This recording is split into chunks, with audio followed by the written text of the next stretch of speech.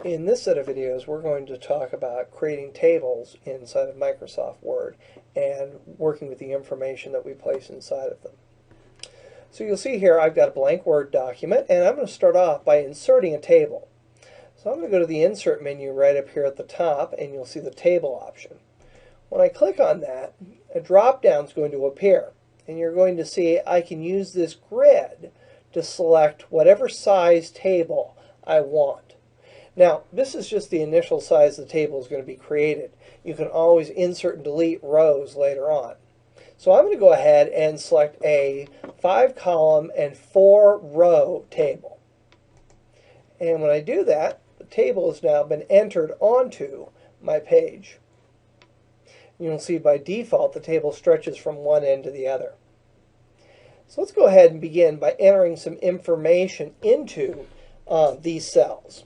I'm going to go ahead and type name, and then January, February, March, and total, because we're going to put a calculation in these tables as well. And I'll put a few salespeople there. And then I'll go ahead and enter in some values for their sales. And I'm just using my arrow keys to move around. I could be using Tab and Enter just as easily to move that cursor around as I put data in.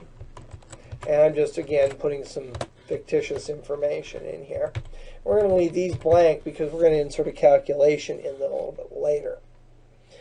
So that's basically how you set up a table inside of Microsoft Word. Now, resizing this table is very easy. All you've got to do is either point at the row or the column separator. Actually, I got that the opposite. Point at either the column or the row separator and drag.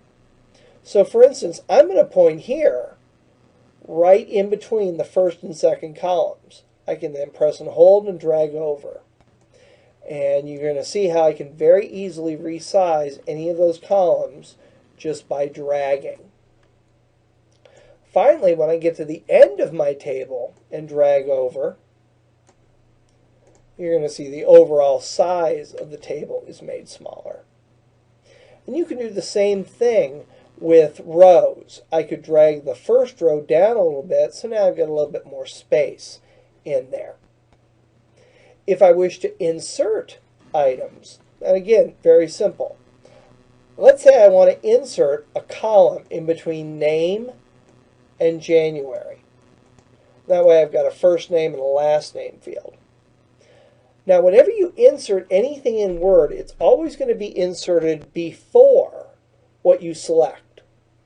So I'm going to right-click on January because I want the new column to come before that one. And then I'm going to select Insert, and you're going to see I get some options here. Now, if I was just to click on Insert, it would put in, again, the default. But I'm going to go ahead and say Insert Column to the left. And there I have another cell, and I can type last name in that cell and change this cell to first name. Make this a little bit wider there. And you're going to see, unlike Excel, when I change a column width, it doesn't instantaneously move everything else over. I've got to work within whatever limits I've created for my table by adjusting the right-hand edge. So I can drag that over. That actually needs to be a little bit bigger for later. And I'll drag this one over. And this one. And that one. And now I can go ahead and type John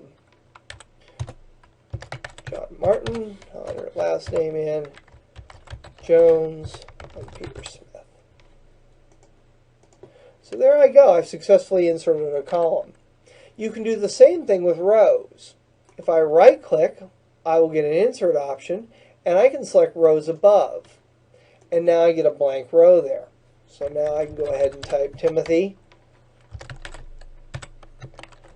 and then enter in some values there.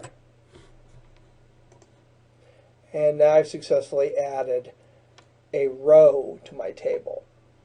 So very easy to resize rows and columns.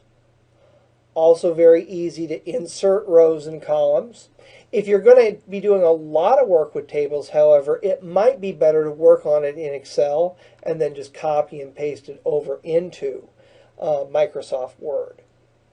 But that's the basics of setting up and creating a table inside of Word.